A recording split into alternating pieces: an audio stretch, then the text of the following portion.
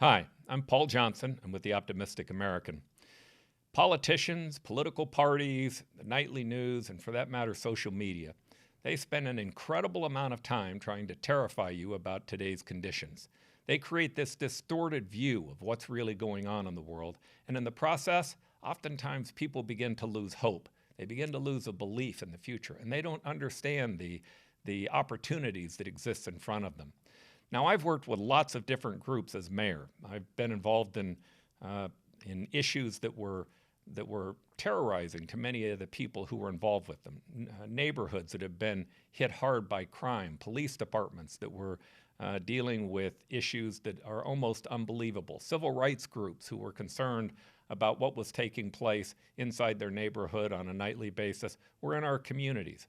What would happen is as they would become terrorized, it would be hard for them to actually move forward. And I found that there were a series of steps that if I could work them through, it would have an incredible effect on being able to accomplish results. Now, I did that over and over again, and my guest today, Emily Bashah, has done the same thing as a clinical psychologist.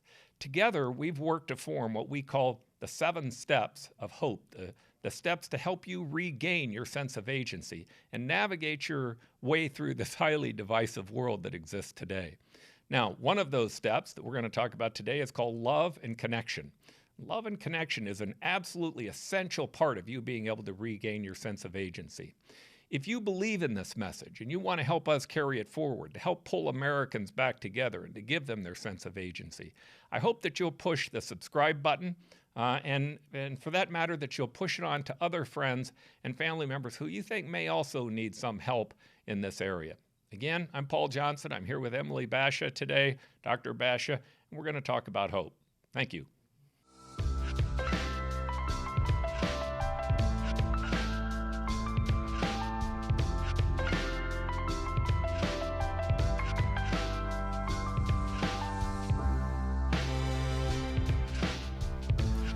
Dr. Bashah, welcome. Thanks for being on the show again today. Thank you so much, Paul, for having me. So as you said before, these 7 codes are so critical and so important for people improving their lives, the quality of their lives, and creating meaning in their lives. But really, none is more important for enhancing self-agency than the code of love and connection. Yes, and that's going to be a fun one, I think, to talk about. What I thought maybe we would do is try to separate it. We'll start with talking about connection. It's a little different than love, but it's certainly in the same genre. But let's start by talking about that issue on its own. And what I want to do is I'm going to give a story from a book. As you know, I like to read a lot, and I love stories. I think stories are one of the great ways to really be able to transmit a message. You have great stories, yes. Yeah. Well, this book was called Younger Next Year. It's a little dated today. Maybe it's about 10 years old. But Younger Next Year was a book that was designed to try and tell people how to stay young the rest of their life. And the theory was that that inside of each one of us, that we're mammals, and that we go through these seasons.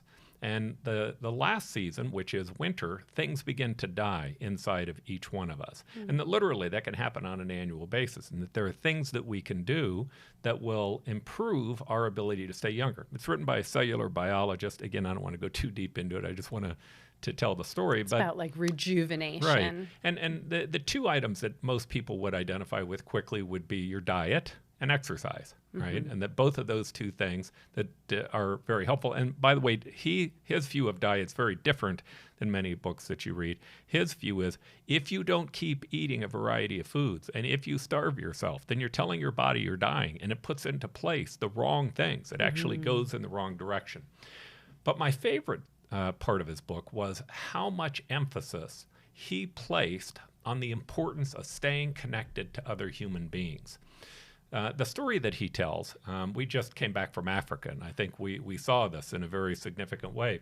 But, you'll have this herd of deer, and in this herd of deer, there will always be a male buck that's in the center. It's the strongest male buck. The other bucks will live outside the herd. They'll live alone, or they'll travel maybe with one other buck. Yes, this is the alpha male that has control. The alpha male's on the inside. All the females. And the females then surround them, and then all the other bucks live alone on the outside, and they're fine. One day, one of those younger bucks goes from the outside to the inside, challenges the alpha male, and beats him. And when he beats him, the alpha male moves to the outside. Now, unlike the other bucks, that alpha male never lasts for more than 6 months. He dies very quickly, right? That sense of loss becomes so big, he can't survive. The idea that we have people who have been married for 50 years and one spouse dies and 6 months later the other one dies, that's not a statistical anomaly, right? That happens because there's this loss of connection. It plays a huge role. One of our prior shows, in the show about meaning, we talked about Viktor Frankl talking about how frail life was in a concentration camp and how when somebody lost the will to live, they died sometimes days later. It was very obvious to see how that mattered. Well, connection, being connected to other human beings is important, and not being connected to them can have huge impacts on your health and your well-being. Yeah, and you have a saying that I really love that I think is poignant for this topic right now, is when you say that somebody who has something and loses it versus the person that has nothing and only has something to gain, that's the person to really be afraid of or be concerned about. Because they're the ones who are more destitute, more desperate, and maybe more willing to take drastic measures that could be harmful. Yeah, that's all taken from a book called The True Believer by Eric Hoffer. And what Eric Hoffer talks about is that you don't have to worry about a generation that has a lot and wants more, and you don't have to worry about the generation that has nothing and wants something. You only have to worry about the generation that has something and feels like they lost a piece of it. Now, I happen to think that loss is mostly illusory. It's what you're watching on the nightly news. It's what you're watching in social media. It's what you're hearing from political parties. But if you really take a look at where we are in society, we haven't lost anything. We've gained massive amounts of ground. And so much of that is perspective. But they want to take your sense of agency from you, to turn you against other groups, to turn you against other people.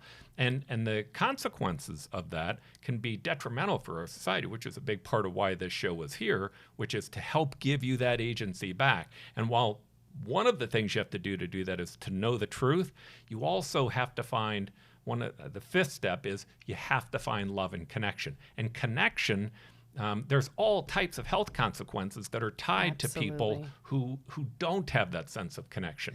Yes, there's some recent research that has looked at social alienation and disconnection and loneliness is linked to increased heart rate as much as heart disease as much as 29%, and increased strokes as much as 32%. So these are really high statistics. I think there was even some other studies and research saying the leading cause of death is loneliness, greater than diabetes, greater than smoking, which is amazing to think how much loneliness really impacts us. I think during the impacts of COVID, especially aging populations who were really isolated, and there was a lot of concerns of exposure to COVID to aging populations. So many people died of loneliness. And so it's heartbreaking to really consider what are the true health impacts of loneliness and social alienation. I see that a lot in the forensic work that I do as well. The people who have been pushed out, just as you were talking about, with the mammals, that if there's a fighting male that is trying to assert dominance or power and loses and gets pushed out to the outside, or their problem and that group is pushing them to the outside, they're living on the fringes of society. And I see that all the time. And so these people never truly get socialized, and it can happen from a young age. And there's something that isn't quite programmed quite right. They're missing empathy. They're missing connection. They're missing a sense of belonging. And, it leads them to do drastic things to be paid attention to and to get attention. Sometimes you'll hear of the problem child who has the problem behaviors. They're acting out for attention. Really, that's the only way. Even if it ends up being negative reinforcement or they're being punished, they're still getting the attention. So we want to be able to say, how can we still keep people in those fringes of society connected to us? I did a lot of world travels, and one thing that I was always amazed at is, when I was in Cuba, I thought, wow, like you can't be suicidal in this community. Like everyone's in everyone's business. There's no way that you can isolate yourself and become suicidal. Like people are going to know. You can't hide that. Mm-hmm. People are always going to be in your business and coming into your space and coming into your house, as much as it may be an irritant or an annoyance. But you know that you belong to this community. Even if you do things that might be punished or there may be unintended consequences for it, that's going to happen. And so there's a lot of value to that. There's something that really holds you to the group, and I think that creates so many protective buffers. I think I mentor a lot of people, and I think a part of this is age related, some part of it, although I found a lot of loneliness amongst seniors. I can recall as mayor, I would go to a senior center, and when I would start to shake hands with people after giving a speech, sometimes people would line up along the wall to shake my hand. And it wasn't anything special about me. It was the fact that they were getting a chance to meet whoever the mayor was. These were people who oftentimes were alone in their home all day long without any visitors or anyone seeing them, and this free lunch was the one thing that they got that gave them companionship. But what I also find is that in your 20s, people, they all think that there's this magical structure that they're going to fit into one day, and they're trying to figure out where their place is. By the time you get to your 30s, you kind of begin to recognize that the structure is a bit illusory, and that while there are people who may be doing better or worse than you, that you do fit in, that you have a role that you can play. By the time you get to your 40s, you realize not only is the structure illusory, but the idea that you have anybody who thinks that they actually aren't seeking that same thing, that also is illusory. I mean, I think Elon Musk is a great example. He's having, this week his father came on line, Eros, and he made some pretty damning statements about his son, at least from my standpoint. And you never know with the media. I mean, they definitely distort things, so I may not have a good reading of it. Now, admittedly, I think Elon Musk is one of the heroes of our generation. That doesn't mean I agree with him on everything, but this is a guy who he created Tesla, such he created an innovator SpaceX, and creator. He's focused on getting us to Mars. He invented PayPal. He's just been driven to create these amazing things, all of which are dramatically improving our lives. And I think Tesla's not just improving, not only they created a great car, they forced Chevy, Ford, and other companies to step up to the plate. Yeah, he's driven at such an intensity. Yeah, and he's moving mankind forward. Mm-hmm. But it's not lost on me that he has some huge insecurities. That in dealing with the media sometimes and things that he says that are a bit awkward, that he's a bit challenged on being able to fit in. And when you listen to his father's comments, which, by the way, made me love him even more, right? It was like, okay, you're a human being. You see the dysfunction and the flaws. And you have a father just like everybody else does, and mother just like everyone else does. And who's invalidating and emotionally abusive. Right. And some my father was a great father, but there are, sometimes people out there who do bad things and his bad thing is just invalidating his son's success and making him feel like he's not all that he can be. Now, again, I don't know that. Sounds to me like his father's envious. That's what it sounds to me like also. Mm-hmm. It sounds to me like his father's so self-centered. Success. He can't think of anything else other than himself. But again, I'm going to just give a little bit of credence to right. It is the media, and I don't really know what's going on in their life. But I do know this. Everybody at every level is trying to fit in. We all put our pants on exactly the same. The question becomes, does it matter to you or not? If you want to fit in, there are ways that you can find to do it, to be able to go out and to make friends and to be able to fit in with other people. Now, unfortunately, I think we've gotten to this stage where we think that fitting in can somehow or another be done on social marketing. Right? We think that it can be done on Facebook. Social media, different platforms. Right. All the likes and friends. Oh, exactly. So by the way, those are powerful words, right? When you think about it, I just made a friend on Facebook. They liked what it was that I had Well, to even say. I just asked you before the start of this podcast, how's our other podcasts doing? Are they being viewed? Are they being liked? Exactly, right? We all want affirmation, right? It's universal, and there's nothing Is it making a difference? wrong with that, right? Is there any interest? Is it being helpful? Right. Yeah. So, Yeah, but, there is that question. But the challenge with social marketing is, I think there are two big ones. The first one is just because you find agreement with people who all hate someone else or something else, that's not connection. You can't be connected by just agreeing that you hate someone else collectively. Yeah, you're not having all the benefits that you would get from connection, commitment, sense of belonging, because ultimately, is that person going to show up for you when you're sick in bed and you need someone to drive your kid to school or help bring you a meal because, you're quarantining because you have COVID? Who are the people in your life that you can really lean on and depend on? People that just like you, it's superfluous. It's a very superficial relationship. They're not going to be showing up for you in your life when you need them. So you're not benefiting in the same way that you would from deeper connection and belonging. I just wanted to go back to Elon Musk. I mean, he's got such a a fascinating life story and autobiography and career. And I don't know. I haven't tried to really dissect what happened to his family and upbringing, but he does talk about that history of being bullied, not feeling like he fit in, that there was a lot of shaming and invalidating in his family origin and all this family dysfunction. I do hear a lot of that in the clinical work from people that I'm working with. And so one of the main things is, what are the core beliefs? What are your driving factors? Elon Musk, he's a maniac. He is such a driver at creating and pushing the boundaries and going. He's not the kind of person that I think that's a peaceful person or that person has inner peace. He is so driven. Even people that know him will talk about this intensity about him.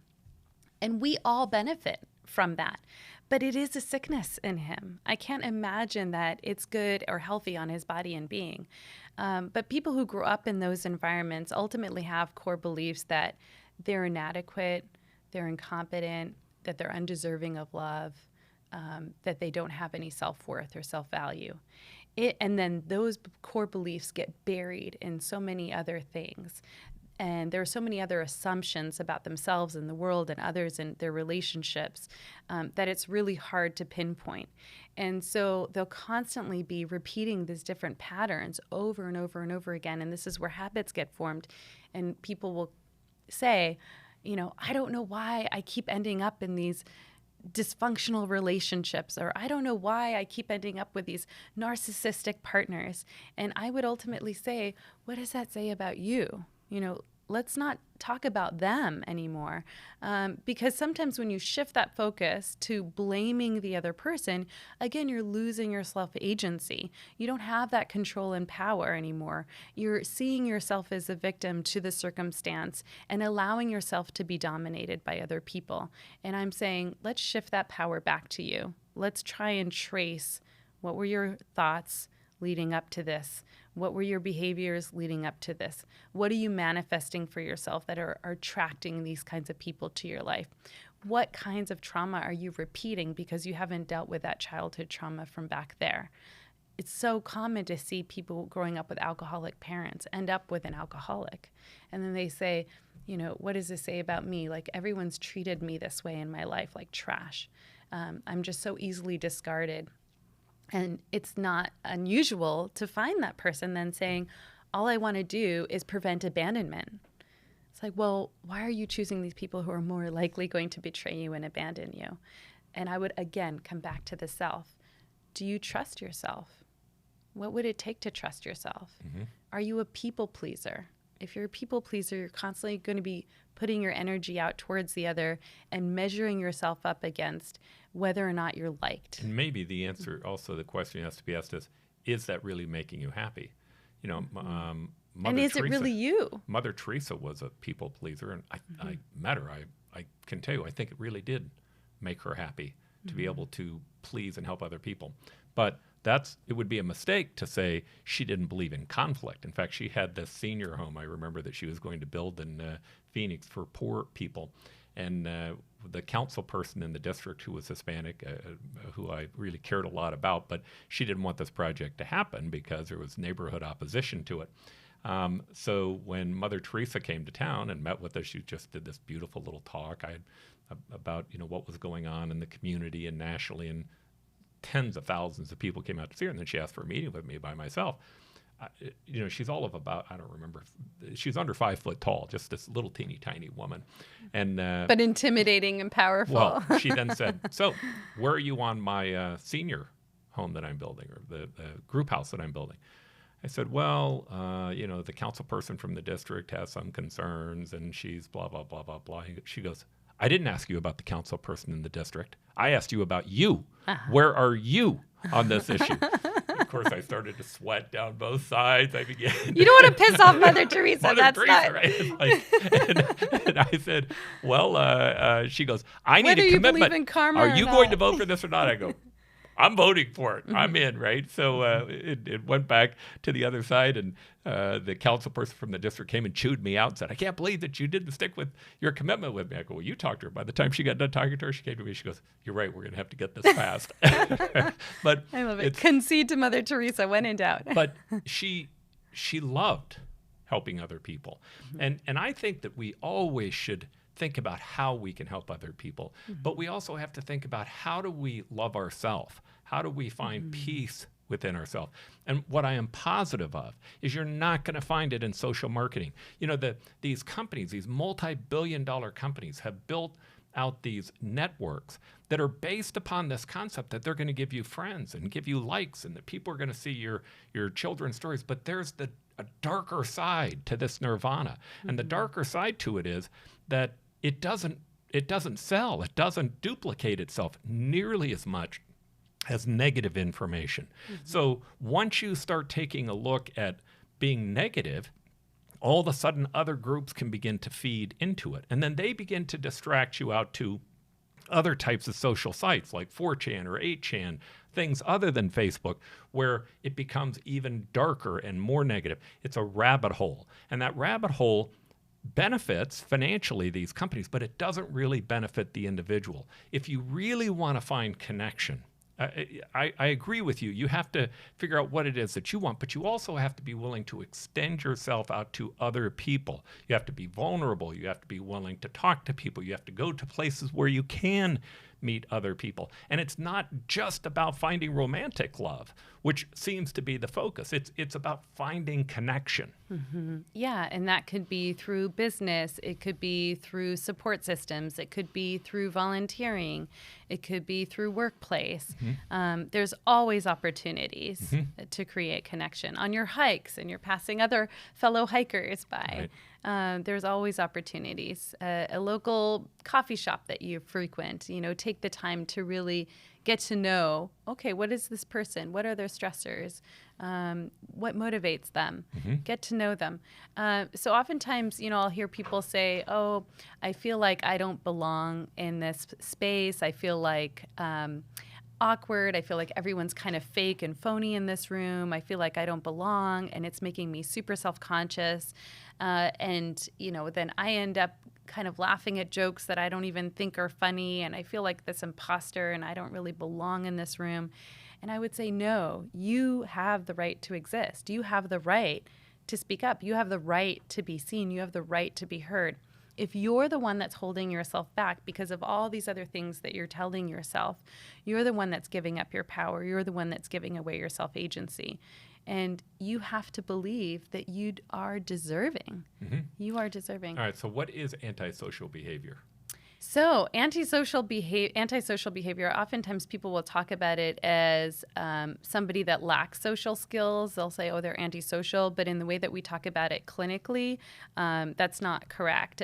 The way that we talk about it clinically is it's really a population of people who, over time, have developed this personality condition that is pervasive and it's prolonged. So it's across various settings, and it's long-term.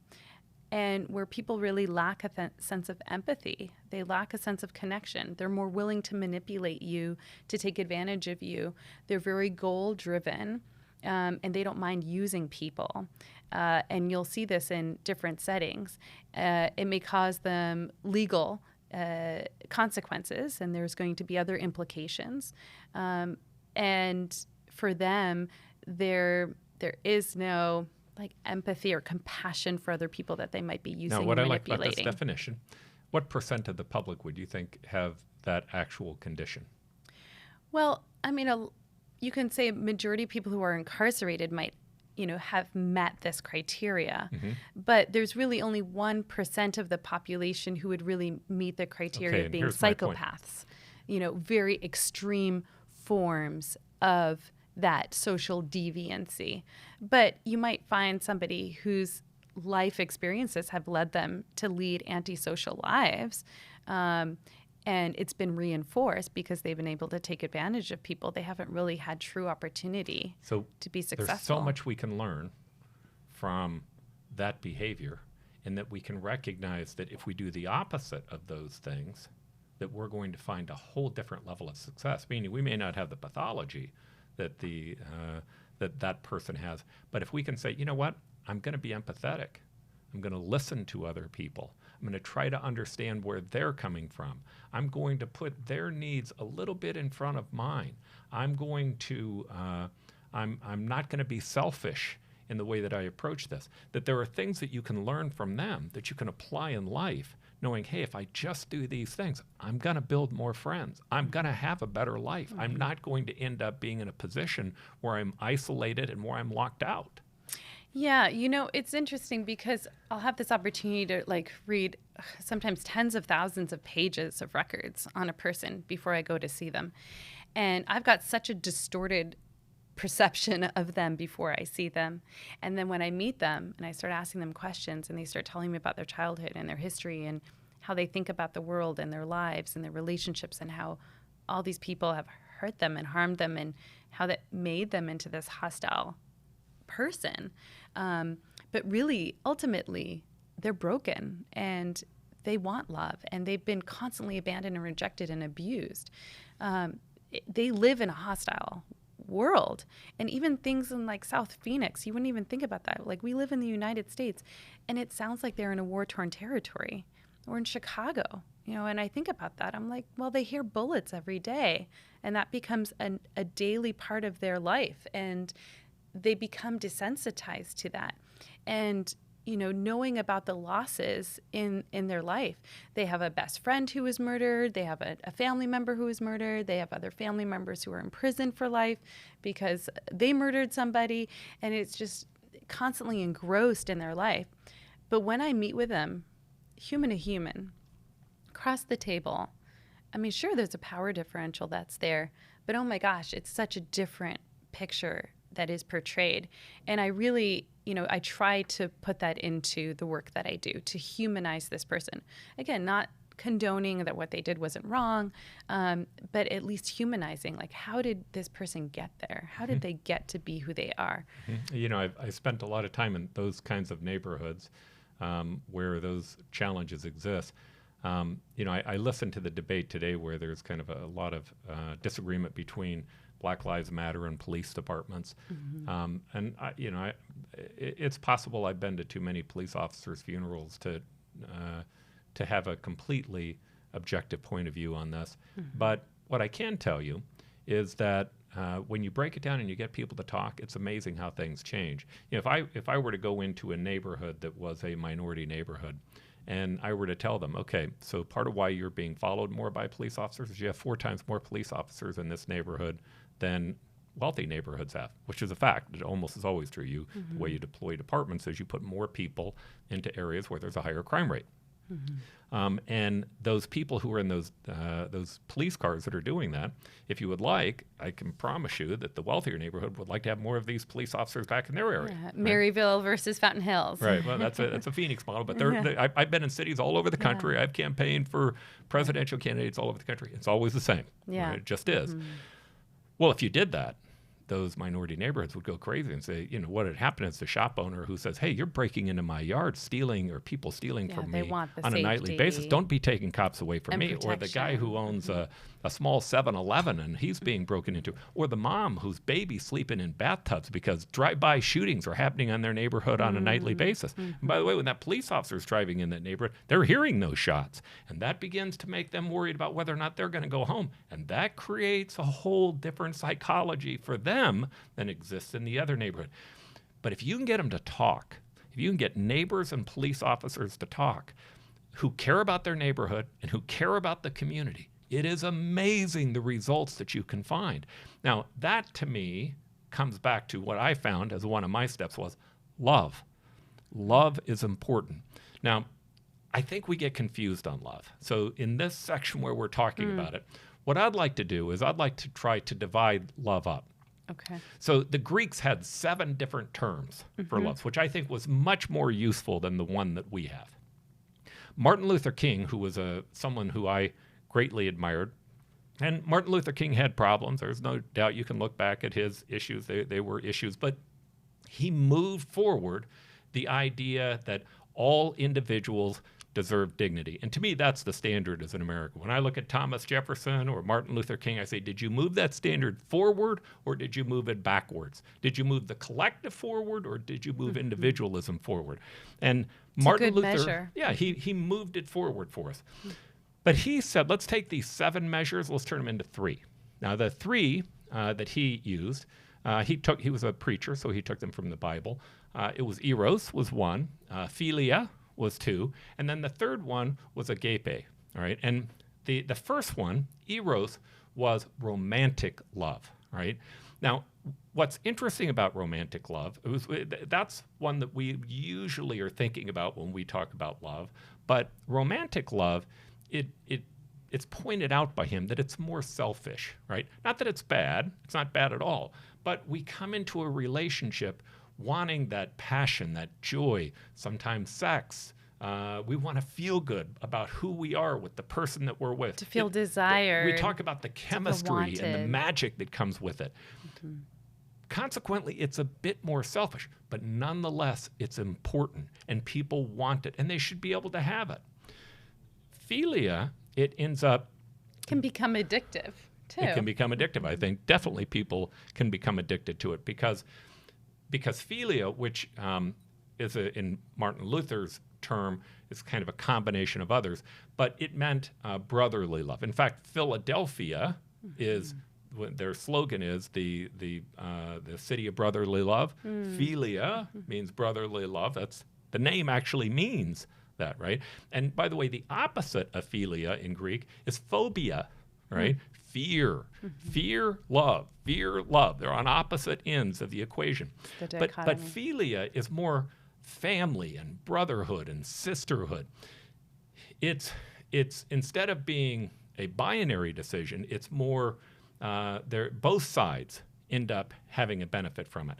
Now, the Eros relationship, the romantic relationship, can grow into that, right? You can grow into this sense of, no, this is no longer just the person I'm romantically involved with.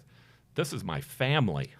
This is somebody who I have to protect, and I have to make certain that they're taken care of. So it's more selfless. Right. It's more selfless. It's not completely selfless because you're getting something back out of it. But it's, in the Nordic words, they had the word troth and trust, right? Troth was, I take care of my family, all right? I take care of the tribe. And because I have this troth, which for us became truth, right? Truth came from troth. People can trust me, which came from trust, right? Yeah, there is this loyalty and commitment, that you can depend on this person to be there for you. And I really think that love and defining love, and I don't have all the answers for this, and it's such an ubiquitous word. And if you look at in other languages, there are just so many other definitions for love and other words associated to love. Even our language limits us.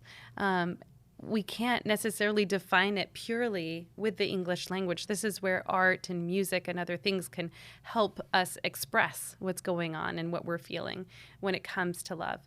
But for me, and in the work that I've done and what I've learned, is that there is something about trust that is such a critical part of love, and in building that intimate bond and that relationship. And there's a lot of research looking at trust and commitment and mutuality and mutual respect, that ability to influence another person and that person's ability to influence you, and that being a measure of success in relationships, because there's this constant give and take and shared meaning that's happening, that you are co-constructing your reality, and that there's magic in there. And especially if you can trust that person to be able to be vulnerable and to show your weaknesses and to express your insecurities and your needs from that person, while also being whole and being your own wholesome, independent person. One of the things that leads to betrayal in marriages, the greatest predictor of divorce is loneliness. And so that's the one thing that we see is people who are in marriages and feeling unseen, unheard, not valued, not respected. Can you imagine being with a partner that you admire, you respect, and love? These are my 3 personal values and traits and things that I want in a relationship. And I feel that I have, and I feel so grateful and lucky that I do have that. And I think it's sad to think of all these other relationships that don't have that mutual respect. Yeah, that the word trust, it's so important, and it's important for multiple reasons. One, I agree with you that you can't, that it's a key element to at least Philia love, and for that matter, Eros love.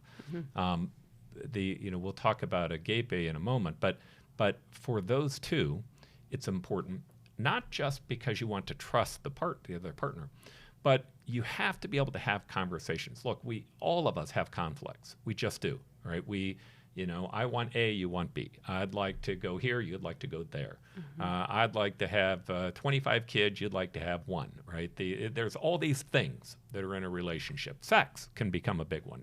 How often do you want sex? Well, if you don't have trust, you cannot have a conversation. Now, even with trust, people oftentimes won't have the conversation, which means they really don't have trust in the other person.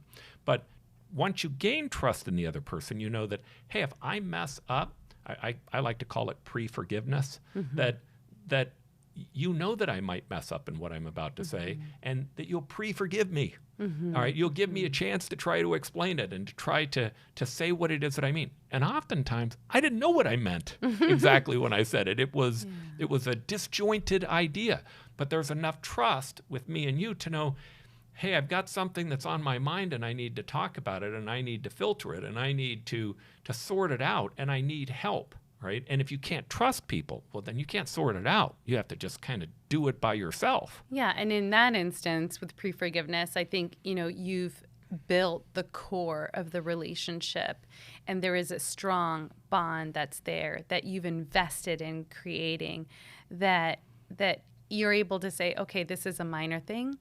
Ultimately, I know this person loves me. They're not going to abandon me. They're not going to leave me. They're committed to me.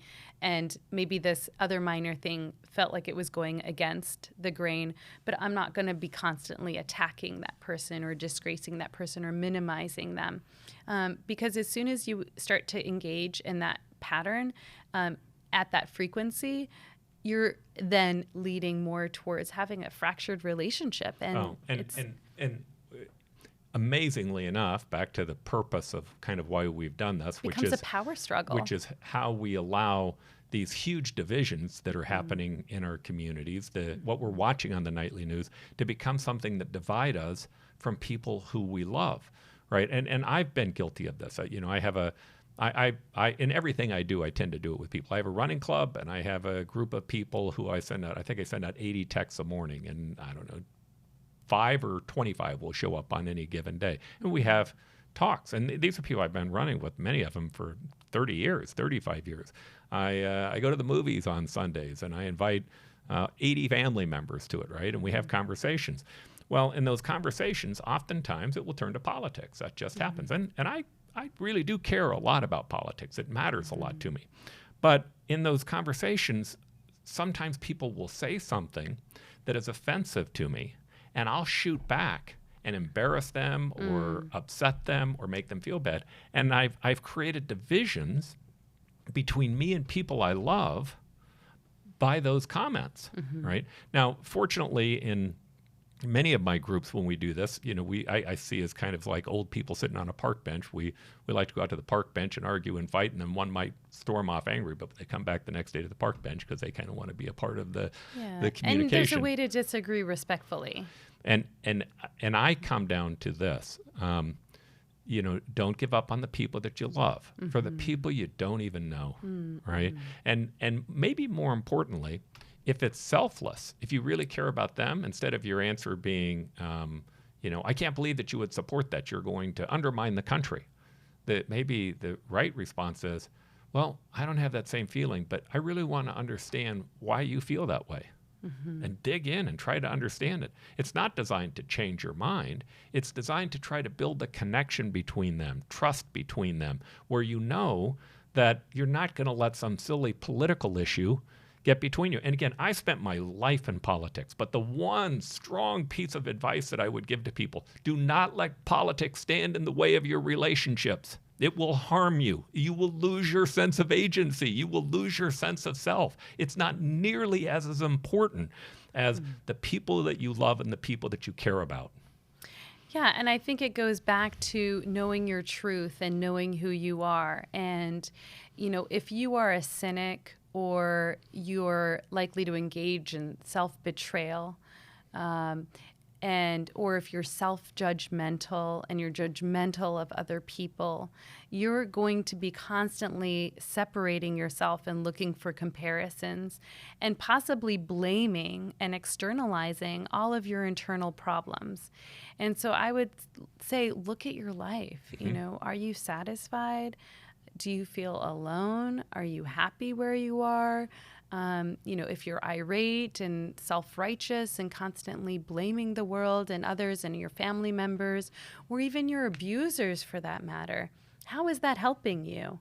And, I would just go back to, what is it that you want to feel at the end of the day? When you go to sleep at night, do you want to sleep with a light sense of consciousness and wake up feeling light and eager and ready to start your day and feeling empowered? Or do you want to go to sleep feeling weighted because you feel like you're living a lie? And it's not uncommon to fall into that trap. I see that with imposter syndrome. People will often say, well, I feel like I've had to live this lie my whole life, and people like this person that I'm portraying. People want to be with that person, but it's exhausting because it's not really me. And I think, don't go another day living that lie. That is not going to help you, whether it's happening in your family or in your marriage or in your workplace. There is no reason why you have to continue living that lie. And once you confront it, sure, there's going to be humiliation. There's going to be shame. That's not going to feel good. But over time, you're going to find power in your story. And I encourage you, keep telling your story. Don't run away from it. Don't shy from it. And in fact, you're going to actually find strength in it.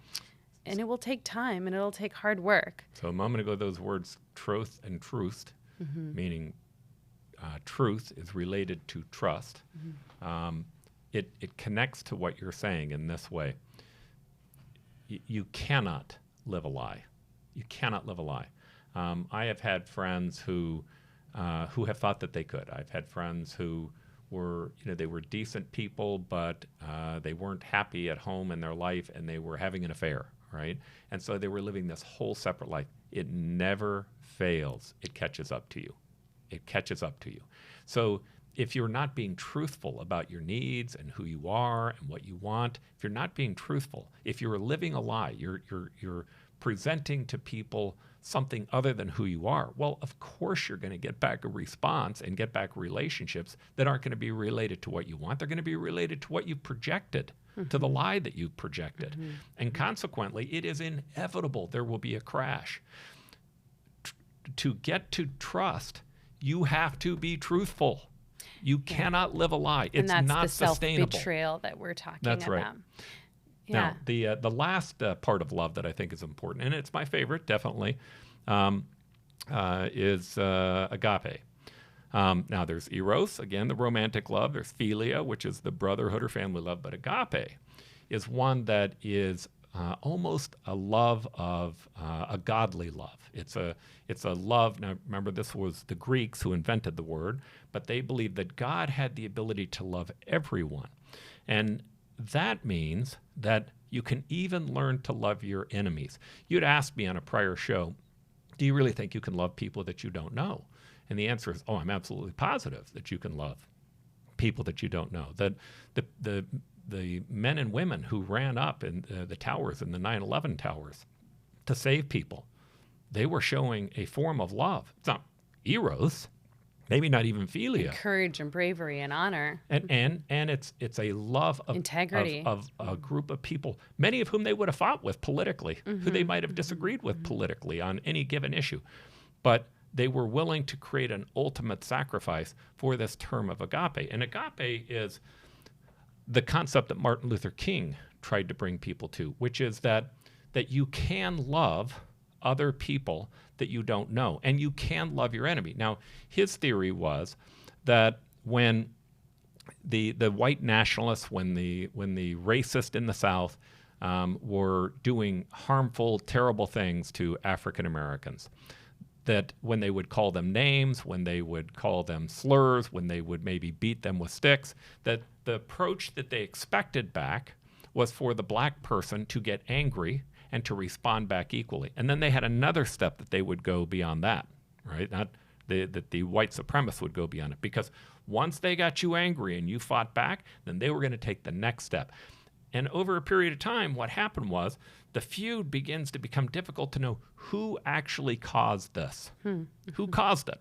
All right, who, and the media and people who were in the public would watch it and say, well, I'm not really sure who's at fault.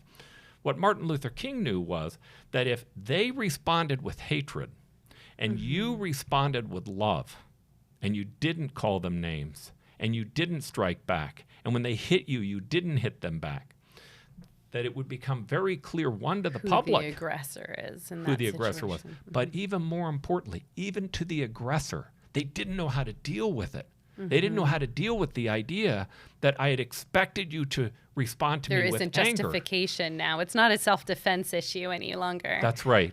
And so the whole concept that begins to fall apart in that environment is that, this labeling concept is so interesting, because when we label someone, what we're really doing is this. When I say, I'll make it easy, I think that my sister is a witch, right? I don't really think my sister is a witch. She's a great sister, but I think my sister is a witch. Well, then what happens is I begin to create a justification in my mind for being able to do bad things to them. But through this justification, I begin to build a false reality, a box for myself that's not real, right? And then what happens is other people begin to realize that I'm in this box, and they become very sensitive to how they respond to me. So really only people who have similar boxes start to associate with me, right? Start to talk to me, start to be a part with me. And now all of a sudden I'm missing the opportunities from the people who don't do that. To be challenged with right? your To be perceptions challenged, and your assumptions. To grow, to be able to get better, right? Well, but those labels, which are almost always labels of hate, right? When you say a Trump-tard, right, which is the takeoff that the liberals use because the Trumpers called them the libtards, right? They're both making fun of handicapped people. They're both insulting the person on the other side, and they're trying to say they're dumb. What's the benefit in that? What is the benefit that you gain by trying to take the entire group and say they're all morons, right? And I get it that you're mad at them. I get it that you don't agree with them. I have feelings on that as well. But the label doesn't help you. Yeah, and look at the issues rather than the people or groups as a whole. And what Martin Luther King would say. Having discussions on the issues. If they called you a libtard, you call them brother, right? Because they're your brother, because you're connected to them. because you're part of something bigger, and that bigger matters, right? That is agape. Agape is a godly love, and when you can find that, oh my gosh, is it empowering. Oh my gosh, and I've done it with groups where I've seen people who didn't even know one another, who could start off with these diametric positions where they hated one another. But if you could get them to talk and to communicate and to let those things down and to educate them a little bit about what it is that they're doing, they could not only find peace, they could find amazing solutions that I couldn't even imagined when we started, things that will solve very, very complex problems. There was a great study that you're just reminding me of where they brought Israeli children and Palestinian children together. And at first, the first thing they did was identify them as the enemy, and that their families are enemies and family members of their enemies.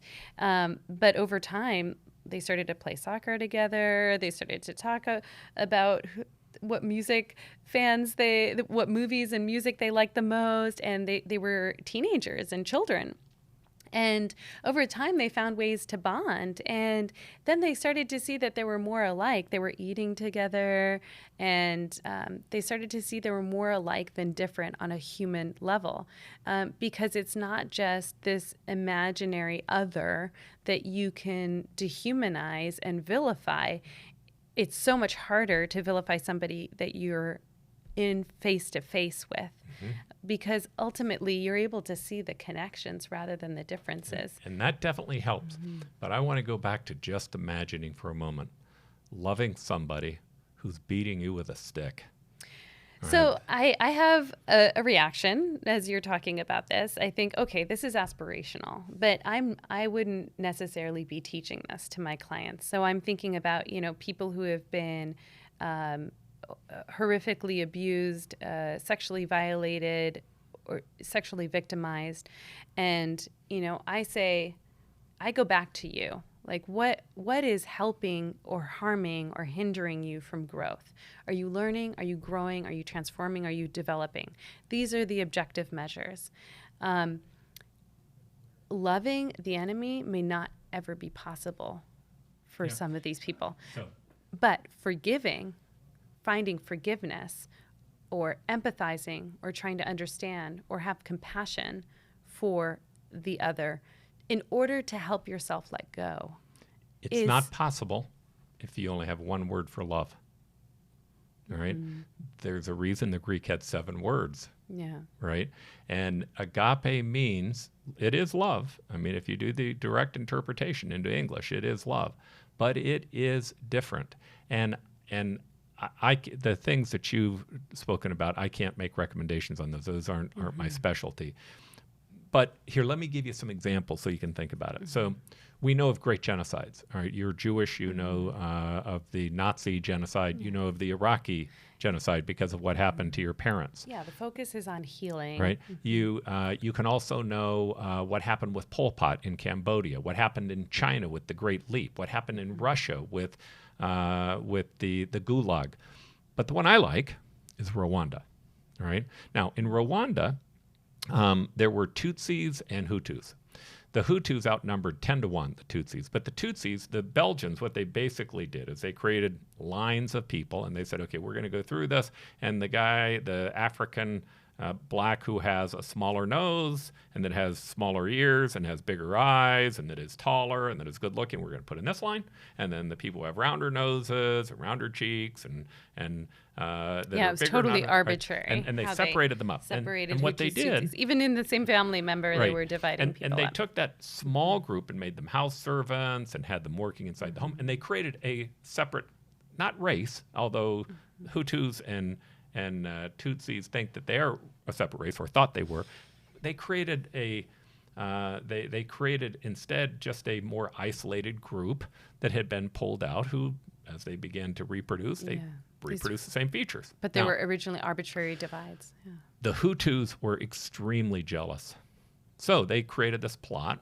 And what they did on the plot was they got a right-wing radio tied into the program, and the right-wing radio, which was teaching nationalism and teaching all these terrible things, but which, by the way, every time one of these genocides happen, there's a playbook, right? You can just look at the playbook. It's always kind of the same set of steps. Which was incited by colonizers. That happen. But, I would argue that the colonizers definitely maybe started the problem, but and maybe they created the anger, but at some point in time you have to be accountable for yourself. Yes. Right? Back to self-agency. That's right, self-agency. So the Hutus took this radio station and they began talking about how the Tutsis were going to shoot down their leader in an airplane. They predicted it. They predicted the date. Sure enough, it happened on that date, which pretty much tells us it was the Hutus who actually shot down their own leader, right? And when they shot them down, they told everybody to go to the Catholic churches, all the Tutsis, because they said, you are in huge trouble. So they did, and when they got there, they kind of locked them in and burned the churches. They killed 1 million of them, right? They did unbelievable things in this country. Well, there was a general who was a Tutsi, and he helped. The lakes were filled with blood. Yeah, and he fought back, and he was able to actually beat the Hutus, right? However, once he got in charge, he did a couple of things that amazed me when I was in Rwanda. One was he didn't like foreign aid. He said, oh, no. This foreign aid, this is designed to corrupt our country. I want our people to be self-sufficient, right? Number two, the second thing that he did was a policy of forgiveness. He said, we're going to do court hearings where you're going to come into these court hearings. Yeah, they have the tribunals. And you are going to have, if your daughter was murdered and raped by a Hutu, you're going to go into the hearing, you're going to make the claim, and if he admits to it and apologizes, that you're going to hug and you're going to move on.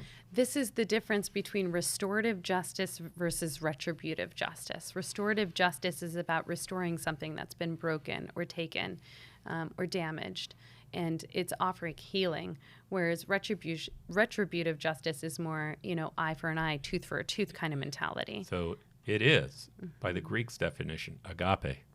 It is interpreted into English, love. It's just a different type, right? And healing. And he did that because he realized, oh my gosh, there have been so many murders, we're not going to be able to fix this unless we find a way to get people to love one another again. We have to rebuild our country, right?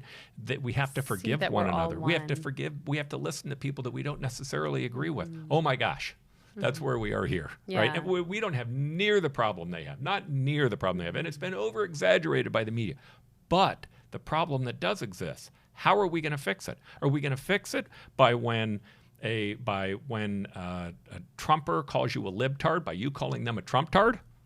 I don't think so. I don't think that's going to work. I think it's just going to go in the exact opposite direction. Nobody's going to know who started the fight. Yeah. Right? What you have to do is you have to find love. You have to find forgiveness. You can love your enemy. And loving your enemy is about how you treat them and the respect that you give them and the willingness to live with them. And again, I can't tell you how this advice will work with a sexually assaulted person, but I know how it works in a community. It works. It's effective. And I've seen it work on nation levels, and I've seen it work in local neighborhoods. Yeah, I just want to make sure that we're not giving the wrong recommendation or it's not being heard in the wrong way. I think, if you're looking at somebody who's been victimized by horrific acts, we're not just saying, oh, this is a blanket thing and that you can just achieve this and be well on your way to living a happy, healthy, healed life. No, that's not the case. Ultimately, and this is the work that I do, is it comes back to you. How do you want to feel about yourself day to day? Where is your power? Are you giving your power away? How do you maintain your self-agency? How do you want to go to bed sleeping about yourself that night? How do you want to wake up feeling about yourself the next morning? Rather than feeling helpless or seeing yourself as continually victimized, how do we empower you?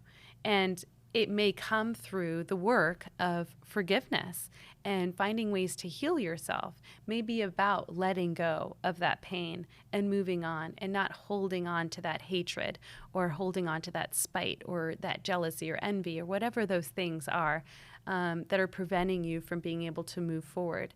You can operationally objectively evaluate, am I learning? Am I growing? Am I healing? Am I transforming?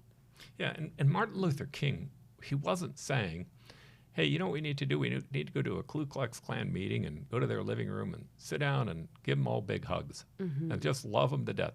That's a different kind of love. That's more Philia, right? What he was saying was, and he wrote a great treatise on this. He was saying, no. We need to treat them with love. We need to treat them with love. And that love is the type of love that he believed God gives, that it's more divine, right? And by the way, that word, it's the God of the Greeks, it's the God of Jehovah, it can be Mother Nature, but it's about a power that's bigger than me, and that I believe that agape comes from that source. I also believe, and I there are some people I can mentor, some people I can't. I can mentor people with extreme anger. I'm not really good at mentoring people with psychological conditions, right? That's kind of more your field. But there's only one answer to extreme hatred. There's no way you can find your sense of agency if you're mad and angry, holding grudges against someone who really did something that harmed you. If you are a victim, you are not going to find peace. And I think it's also a matter of finding balance. I know we're talking about love and connection here, but I go back to the work that I did with indigenous communities, and they have a really beautiful philosophy. There was a time and a place where you have to practice the warrior way, and there's a time and a place where you have to practice the loving way. And there is sometimes a place for both, or one or the other. And we're not trying to give blanket statements or prescriptions for all things at all times, for all people. That's not what we're trying to do here. But I think the main important thing is, where does it go back? Where is there benefit to your life? How are you living your life? Really dissect and analyze and take the time to really uncover who you are. You just said a moment ago, okay, I'm not talking about people with psychological conditions. I said, well, we all have psychological conditions, Paul. Maybe me the most. I don't know who does it, but okay, so everything gets dumbed down into a political term. So, all right. So we've got just a few minutes here. Let's try to distill this down to some lessons that maybe are helpful for people. I'll give what I think is the first one. The first one is that hate and envy hold you onto the past. Love lets you go. All right. If you can find it, maybe you can't. Maybe there are reasons you can't. But if you don't, if you're hateful, if you're envious, if you're spiteful, it is holding you on to your past, and you're not going to be able to move forward. Yeah, and labels that we use for other people, not only are we putting other people into boxes, we're putting ourselves into boxes, and it's limiting our wide perspective. And it's preventing us from having wisdom, from having growth. We need to practice insight in order to really understand and appreciate. The more we tell ourselves that we're unlike this other person, probably the more you are like that person. So be aware of what you're projecting, because likely you're projecting something onto others. It could be your spouse, it could be your children, it could be your boss, that you're projecting these things onto them, but really it's inherently saying something about you. All right. Don't give up on the people you love for the people you don't even know. Politics has a way of overcoming your best judgment. Issues have the way of overcoming your best judgment. The greatest asset you have is right in front of you. It's right in front of you. It's your children, your parents, your sisters, your brothers, your family members, your friends, and they're never perfect, ever. I don't care who you are. You can look at the wealthiest people, people that you think have the most charmed lives. They're always stressed to a degree. But don't give up on those people you love for the people that wouldn't even return your phone call. Yes. The next one is gratitude. And I just want to teach a quick skill here. So one of the things that I often would teach my clients is opposite to emotion action. So if you're feeling anger. Opposite to emotion action. Okay. And if you're feeling anger or anxiety, fear, jealousy, envy, any of those emotions that are keeping you stuck or trapped, I would say think about what could you do to get you to feel that other emotion. And so you want to go to the opposite side of that spectrum. Gratitude is one of those quick ways to get you there. And you can always find at least one thing to be grateful for, even in a dire situation. So think about saying, oh my gosh, this could have been worse. And this situation would have been worse. Are these just like neutralizers to things that you have when you do gratitude? Do you meditate on them? How do you actually experience gratitude? Well, you have to have that insight. You have to take that moment, find that calm place, ground yourself to be able to get to that place. And then you need to do an internal tracker where you have to look at your thoughts, your cognitions. You have to look at your emotions. What is your physiology telling you about what's going on in your body? And looking at your actions. Once you've identified all of these things, you're now able to track what's going on internally where you can make that shift. And gratitude is a quick way to make that shift into another state of being that is going to help you to find calm. It's going to help you to find something to appreciate and be grateful for in that moment, no matter how dire the situation is, because it's going to prevent you from going down that loop that is going to keep you stuck and trapped and feeling hopeless or helpless or angry. That's going to prevent you from doing or saying something that you might regret later. All right, and I'm going to do one more, and I'll let you do the last one. But the one that I would like to do is I want to put just, again, a focus on loving your enemy. You know, when I was mayor, we had a governor by the name of Evan Meacham, who had gotten rid of the Martin Luther King Day as his first action. He'd made a number of kind of wild comments over time, and he ended up being impeached later on. But the story that was important is that when they got rid of the Martin Luther King Day, there was a vote, and we lost the vote. When we lost the vote, I worked hard to get a group of people to put it back on the ballot and to go forward again. And at that period of time, there was a guy named Paul Tagliabue who was running the NFL, and a guy who owned the Philadelphia Eagles. And they wanted to take the Super Bowl away from Phoenix. So what they did was they used this as a reason to take the Super Bowl out of Phoenix and move it into one of the other markets, which just happened to be more profitable. And I certainly didn't blame Paul Tagliabue on that, but I did blame the owner of the Eagles. Now, I did two things. One was the owner of the Eagles had a car lot in Philadelphia, and so I just called and asked if they were going to be opened up on Martin Luther King Day, and they said that they were going to be, and so I called the media in Philadelphia and said, hey, if this guy's going to be the moral watchdog, maybe he ought to close down his own shop. And it caused people to just kind of go crazy there in his own community about his hypocrisy. But in our own community, what I knew was how powerful that message of losing the Super Bowl was, but not in our favor. That if you created this environment where it was, we're going to take something from you to teach you a lesson, that the citizens of my community would react badly, that they would then say, you can't tell us what to do. So what I did instead is I tried to get them to focus on love. And here's how I did it. True story, there was a little boy that I went out to, and he was in a neighborhood. I went into this neighborhood with my mayor's car, and the kids came around all wanting to see what it was like and see the thing on top. And finally, this one little boy, African-American boy, said, Mayor, he said, do you think that people voted against Martin Luther King Day because he was black?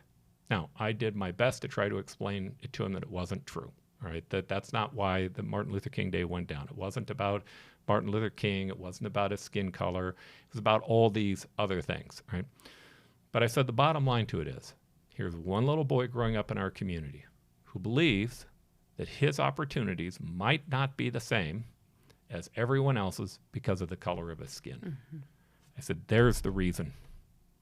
There's the reason. The amount of support that I got on that one issue was unbelievable. People could tie into loving a little boy they didn't even know, that they'd never met, that they'd never seen. Yeah, because there's the innocence in the childhood. You can't really move your community forward by hate.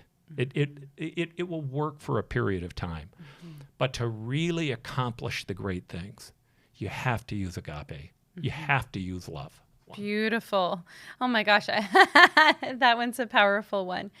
Well, I think, the other one is we talked about forgiveness, and I think some of this is also self-forgiveness.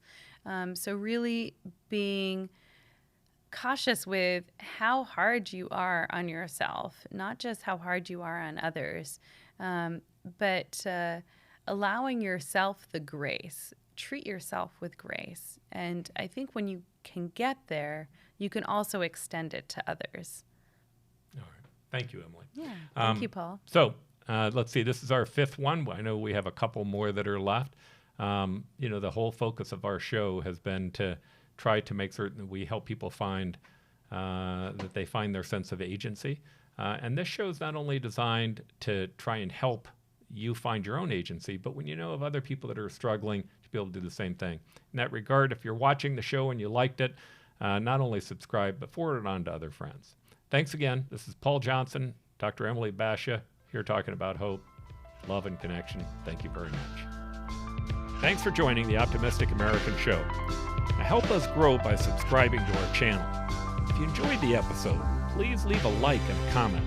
There is so much more that we have planned. We can't wait for you to embark upon this journey with us.